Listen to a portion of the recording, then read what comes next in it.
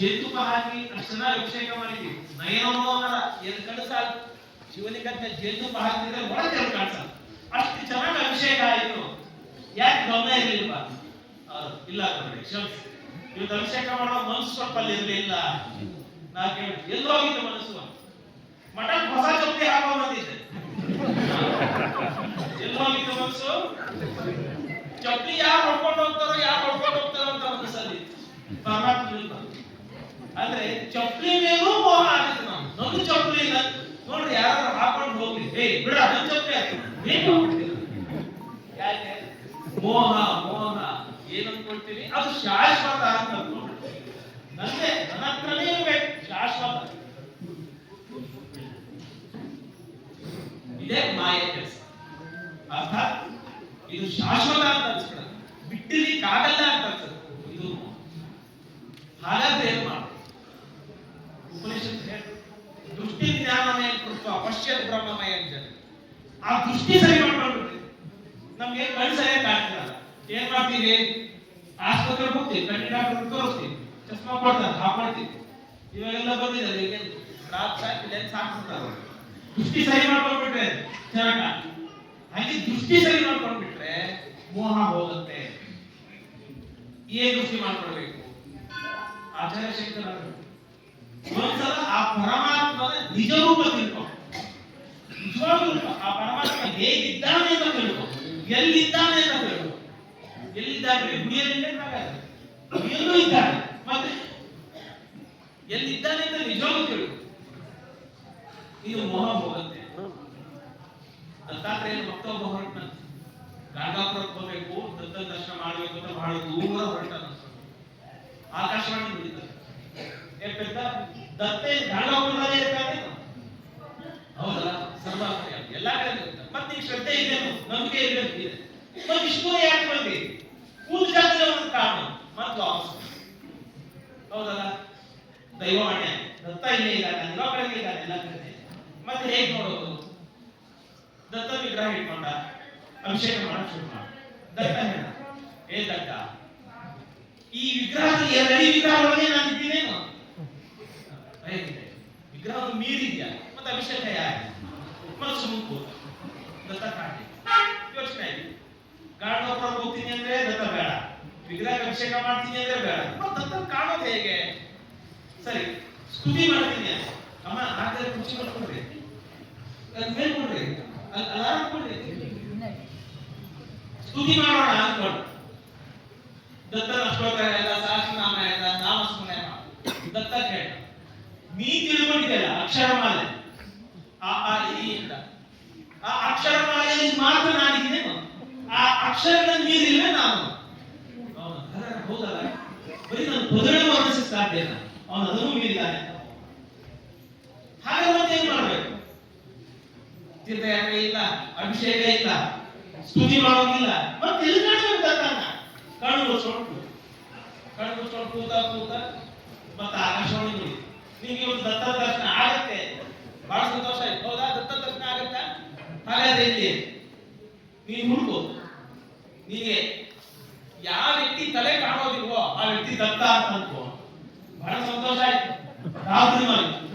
ತಲೆ ಕಾಣಲ್ವಾ? ಮತ್ತೆ ನೋಡ್ಬೋದು. ಬಂದ ಮನೆ ಹೊರ ಬಂದ, ಎಲ್ಲ ಮಾರ್ಕೆಟ್ ಅಡ್ಡಾಡ್ದ, ಎಲ್ಲ ನೋಡ ತಲೆ ಕಾಣ್ತಿದೆ. ನೋಡಿ ಇನ್ನೊಂದು ಯಾರು ತಲೆ ಇದೆ ತೋರಿದಾರ, ತಲೆ ಇದೆ, ಎಲ್ಲ ತಲೆನೂ ಕಾಣ್ತಿದೆ. ನೋಡ ಬಹಳ ನಿರಾಸೆ ಅನಿಸ್ತಿದೆ ನಮ್ಮ ಇದು. ಮತ್ತೆ ತಲೆ ಇದೆ ವ್ಯಕ್ತಿ ಮಾರ್ಕೆಟ್ ಅಲ್ಲಿ ಬಂದ್ರೆ ಜನ ಸುತ್ತಿರ್ತಾರೆ, ಎದುರುಕೊಂಡು ಬರ್ತಾರೆ. ಮತ್ತೆ ಎಲ್ಲಿ ಮತ್ ವಾಪಸ್ ಮನೇಲಿ ಮತ್ತೆ ಚಿಂತೆ. ತಲೆ ಇದ್ರೂ ವ್ಯಕ್ತಿನೇ ಕಾಣ್ತಿಲ್ವಲ್ಲ, ಮತ್ತು ದುಷ್ಟಾಂತ, ಮತ್ತ ದೈವವಾಣಿ.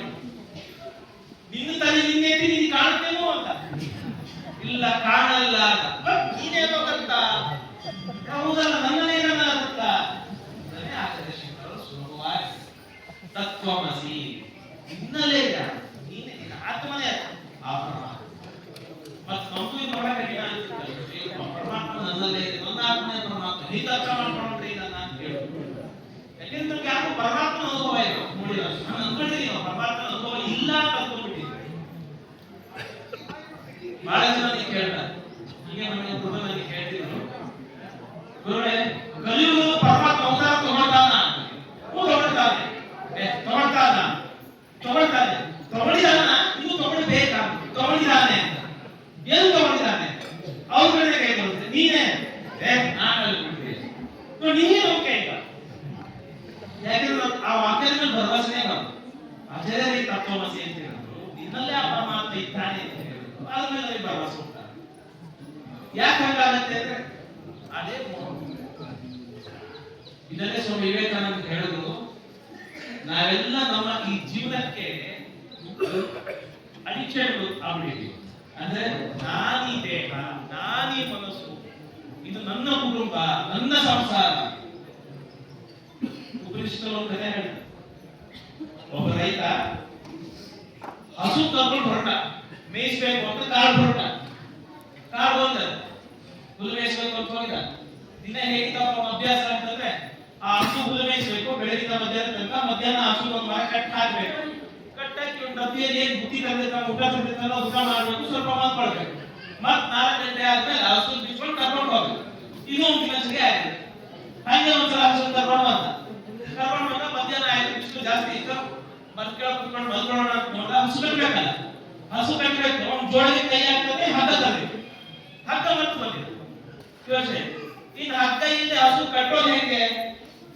ಹಸು ಕಟ್ಟಿಲ್ಲ ಅಂತ ಹೇಳಿದ್ರೆ ಇವ್ನು ಮಲ್ಗಕ್ಕಾಗಲ್ಲ, ಮತ್ತೇನ್ ಮಾಡೋದು ಅಂತ ಯೋಚನೆ ಆಯ್ತು. ಎದುರುಗಡೆ ಯಾವ್ದು ಕುಟಿಯಾರ ಕಾಣಿಸ್, ಕುಟಿಯಾರ ಹೋದ.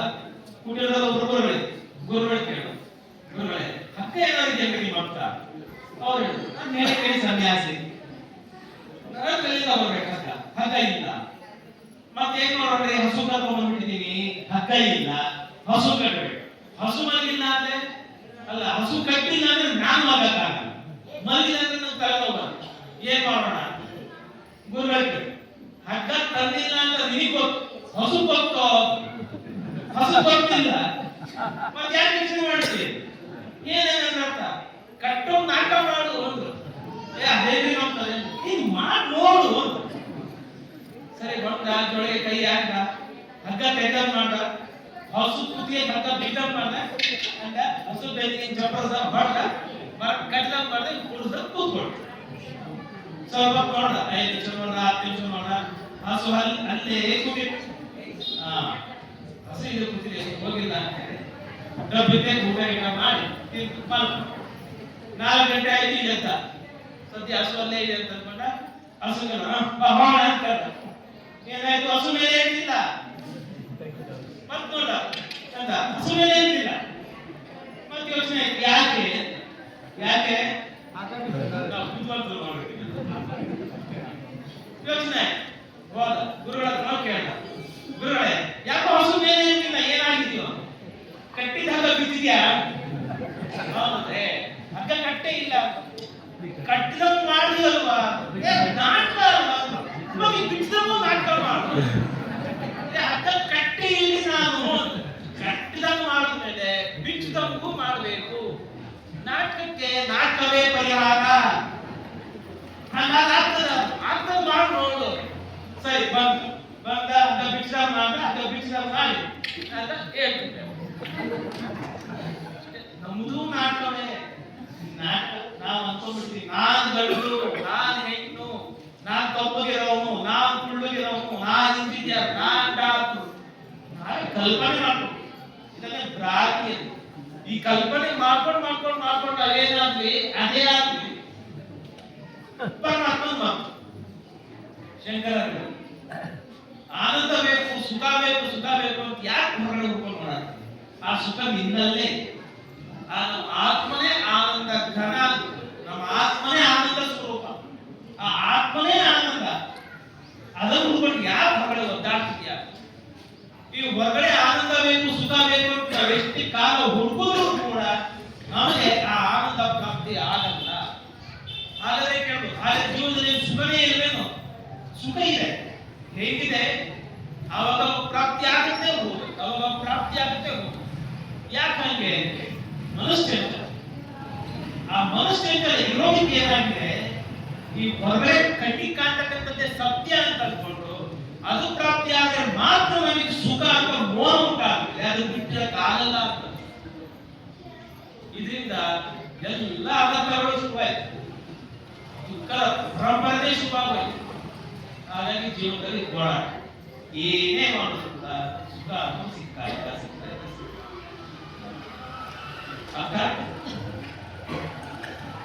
ಶಂಕರ ಭಗವತ್ಪಾದ ಆಚಾರ್ಯ ಹೇಳಿದಂತಹ ಸಿದ್ಧಾಂತತೆ ಒಂದು ಸರಳವಾದ ಒಂದು ವಾಕ್ಯ ನಾವು ತಿಳ್ಕೊಳ್ಬೇಕು. ಏನು ಅಂತಂದ್ರೆ, ಈ ಸೃಷ್ಟಿಯಲ್ಲಿರ್ತಕ್ಕಂತಹ ಪ್ರತಿಯೊಂದು ವಸ್ತು, ಪ್ರತಿಯೊಂದು ವ್ಯಕ್ತಿ ಬದಲಾಗ್ತಕ್ಕಂಥದ್ದು.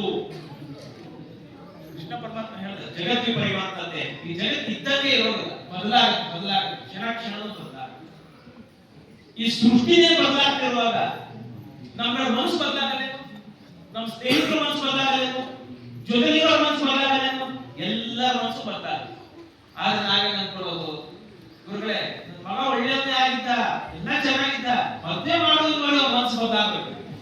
ಆಗತ್ತೆ, ಮನಸ್ಸು ಬದಲಾಗತ್ತೆ.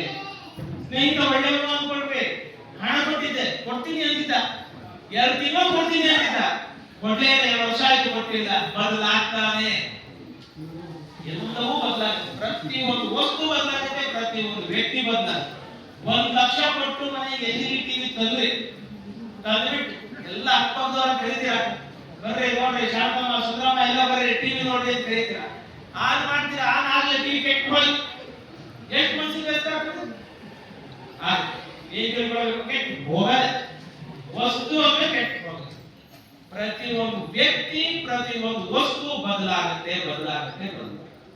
ಹಾಗಾಗಿ ನಾವೇನಾದ್ರೂ ಇಂಥ ವಸ್ತುವಿಂದ ನನಗೆ ಸುಖ ಸಿಗತ್ತೆ, ಇಂಥ ವಸ್ತುವಿಂದ ನನಗೆ ಆನಂದ ಸಿಗತ್ತೆ ಅಂತ ಅಂದ್ಕೊಂಡು ಆ ವಸ್ತು ಬದಲಾದ ತಕ್ಷಣ ಸುಖ ಹೊರಟೋಯ್ತು, ಆನಂದ ಹೊರಟೋಯ್ತು.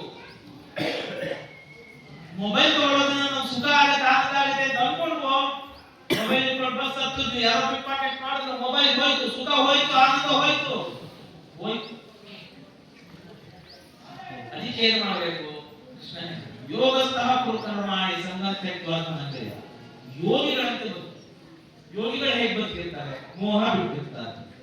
ನಾವು ವೆಂಕಟಾಚಲ ಅವಧೂತರು ಅಂತ ಹೇಳಿದ್ರೆ ಬಹಳ ದೊಡ್ಡ ಜ್ಞಾನಿ ಅವಧೂತ. ಅವರು ಶಿಷ್ಯರು ಒಂದ್ಸಲ ದೇವಸ್ಥಾನಕ್ಕೆ ಬಂದಿದ್ರು. ಒಳಗೋಗ್ಬೇಕಾದ್ರೆ ದೇವಸ್ಥಾನ ಮುಂದೆ ಎಲ್ಲ ಅವರು ಶಿಷ್ಯರೆಲ್ಲ ಚಪ್ಪಲಿ ಬಿಟ್ಟು ಅರ್ಥಾತ್ ಅವರು ಮರದ ಪಾಲಕ್ಕೆ ಏನು ಹಾಕ್ತಿರ್ಲಿಲ್ಲ, ಹವಾಯಿ ಚಪ್ಪಲಿನ ಹಾಕ್ತಿದ್ರು. ಮತ್ತೆ ಹವಾಯಿ ಚಪ್ಪಲಿ ಏನು ಹೊಸದಿರ್ತಿರ್ಲಿಲ್ಲ, ಕಿತ್ತು ಹೋಗಿರೋದು. ಹವಾಯಿ ಚಪ್ಪಲಿ ಕಿತ್ತೋಗಿರೋದು, ಚಪ್ಪಲಿ ಒಂದಿದ್ರೆ ಬೆಂಟ್ ಒಂದು ಬಣ್ಣ ಇರೋದು, ಈ ಚಪ್ಪಲಿ ಒಂದು ಆ ಚಪ್ಪಲಿ ಒಂದು ಎಲ್ಲ ಕಿತ್ತೋಗಿ ಪಿನ್ ಹಾಕಿ ಇಟ್ಟಿರೋರು, ಹಂಗಿರೋದು ಹೋಗುದು. ಹಾಗೆ ನಮ್ಮ ಪಾದರಕ್ಷೆಗಳನ್ನ ಅರ್ಥಾತ್ ಚಪ್ಪಲಿನಲ್ಲಿ ಬಿಟ್ಟು ಎಲ್ಲ ಭಕ್ತರು ಅವರು ಎಲ್ಲ ಚಪ್ಪಲಿ ಬಿಟ್ಟು ಒಳಗೋದ್ರು ದರ್ಶನ ಮಾಡ್ಕೊಂಡು ಬರೋಷ್ಟೊತ್ತಿಗೆ ನೋಡ್ತಾರೆ ಭಕ್ತರು ಚಪ್ಪಲಿ ಇದೆ, ಅವರು ಚಪ್ಪಲಿ ಇಲ್ಲ. ಚಲೋ ಇಲ್ಲ, ಬರ್ತದು ಕಿತ್ತೋಗಿ ಬೆಂಟ್ ಹೋಗಿ ಪಿನ್ ಹಾಕಿ ಹಾಕೊಂಡು ಹೋಗ್ಬಿಟ್ಟಿದ್ದಾರೆ. ಶಿಷ್ಯರು ಶಿಷ್ಯರು ಅಲ್ಲ ಎಲ್ಲ ನಮ್ಮ ಚಪ್ಪಲಿ ಚಲೋ ಇದೆ, ನಿಮ್ ಚಪ್ಪಲಿ ಹೊರಕೊಳ್ಳೋಣ ಬೇಡ. ಹೌದು ಅಂತ ಹೇಳಿ ಕತ್ಕೊಂಡು ಹೋದ ಅನ್ಬಾರ್ದು. ಮತ್ತೇನು ನೋಡಿ, ಜ್ಞಾನಿಗಳ ದೃಷ್ಟಿ ನೋಡಿ ಹೇಗಿರುತ್ತೆ. ಅವ್ರು ಹೇಳಿದ್ರು ಪರಮಾತ್ಮ ಬಹುಶಃ ಆ ಚಪ್ಪಲಿ ನನಗಿಂತ ಹೆಚ್ಚು ಅಗತ್ಯ ಅವನಿಗೆ ಅಂತ ಕಾಣಿಸುತ್ತೆ, ಅದು ಅನಿವಾರ್ಯ ಅವನಿಗೆ ಅಂತ ಕಾಣಿಸುತ್ತೆ. ಅದಕ್ಕೆ ನಾವು ಕೊಟ್ಟ ಎಲ್ಲಿ ಅವತ್ತ. ಇದು ಜ್ಞಾನಿಗಳ ದೃಷ್ಟಿ. ವಸ್ತುವಿನ ಮೇಲೆ ಮೋಹ ಇರೋದಿಲ್ಲ. ಯಾವ ವ್ಯಕ್ತಿ ವಸ್ತುಗಳ ಮೇಲೆ ವ್ಯಕ್ತಿಗಳ ಮೇಲೆ ಮೋಹ ಇಟ್ಕೊಳ್ತಾನೋ ದುಃಖ ಕಟ್ಟಿಟ್ಟ ಬುದ್ಧಿ. ಮಕ್ಕಳನ್ನು ಓದಿಸಿದ್ವಿ, ಬೆಳೆಸಿದ್ವಿ, ದೊಡ್ಡವರಾದ್ರು, ಚೆನ್ನಾಗಿ ನೋಡ್ಕೊಂಡ್ರು, ಜೊತೆಲಿದ್ರು, ಸಂತೋಷ ಇಲ್ವಾ? ಮೋಹ ಇಟ್ಕೊಳ್ಬಾರ್ದು. ಅವ್ರ ಜೀವನ ಪರಮಾತ್ಮ, ನಮಗೂ ಯಾವ ವಸ್ತು ಮೇಲೂ ವ್ಯಕ್ತಿ ಮೇಲೂ ಮೋಹ ಇಟ್ಕೊಳ್ಬಾರ್ದು. ಮೋಹ ಇಟ್ಕೊಂಡ್ರೆ ದುಃಖ ಪ್ರಾಪ್ತಿ. ಅದಕ್ಕೆ ನಾವ್ ಏನ್ ಅರ್ಥ ಮಾಡ್ಕೊಳ್ಬೇಕಪ್ಪ ಅಂದ್ರೆ, ಪ್ರವಚನದಿಂದ ಏನಾದ್ರು ಒಂದು ವಾಕ್ಯ ತಿಳ್ಕೊಳ್ಳೋಣ ಅಂದ್ರೆ ತಿಳ್ಕೊಳ್ಳೋಣ. ನಮ್ಮ ಆನಂದಕ್ಕಾಗಿ ನಾವು ಯಾವುದಾದ್ರೂ ವಸ್ತುವಿನ ಮೇಲೆ ವ್ಯಕ್ತಿ ಮೇಲೆ ಅವಲಂಬನೆ ಆದ್ರೆ ಆ ವ್ಯಕ್ತಿ ಆ ವಸ್ತು ಬದಲಾಗ್ತಿದ್ದಂಗೆ ಆನಂದ ಹೋಗ್ಬಿಡುತ್ತೆ. ಹಾಗಾಗಿ ಆನಂದವಾಗಿರ್ಲಿಕ್ಕೆ ವಸ್ತು ವ್ಯಕ್ತಿ ಮೇಲೆ ಅವಲಂಬನೆ ಆಗಬಾರದು. ಮತ್ತೇನು, ಹಾಗೆ ಸಹಜವಾಗಿ ಆನಂದವಾಗಿರ್ತಕ್ಕಂಥದ್ದು ಅಭ್ಯಾಸ ಮಾಡಬೇಕು. ಹಂಗೆ ಎಲ್ಲಿ ಆನಂದವಾಗಿರೋದು ಇರ್ಲಿಕ್ಕೆ ಸಾಧ್ಯ. ನಾವೆಷ್ಟು ಉಲ್ಟಾ ತಿಳ್ಕೊಂಡ್ಬಿಟ್ಟಿದೀವಿ ಅಂತಂದ್ರೆ, ಯಾರು ನಗ್ತಿರ್ಲಿ ಏನು ಬಹಳ ನಗ್ತಿದೆ ಇವತ್ತು, ಏನಾಯ್ತು? ಏನ್ ಬಾಳ ಹತ್ತಿದ್ಯಾ? ಬಾಳ ಹತ್ತಿರ ಬೆಳಿದ ಹತ್ತಿ ಹೇಳೋದು ಕಾಲಿಗೆ. ಆದ್ರೆ ಯಾರಾದ್ರೂ ನತ್ತಿದ್ರೆ ಸಂತೋಷವಾಗಿದೆ, ಆನಂದವಾಗಿದೆ, ಏನೋ ಆಗಿರ್ಬೇಕು. ದುಃಖವಾದರೂ ಸಹಜ ಅನ್ಕೊಂಡ್ಬಿಡಿ. ಹೇಳು. ನಮ್ಮ ಹತ್ರ ಒಬ್ರು ಭಕ್ತರು ಬರ್ತಾರೆ, ಒಬ್ರು ತಾಯಿ ಮಕ್ಕಳು ಬರ್ತಾರೆ.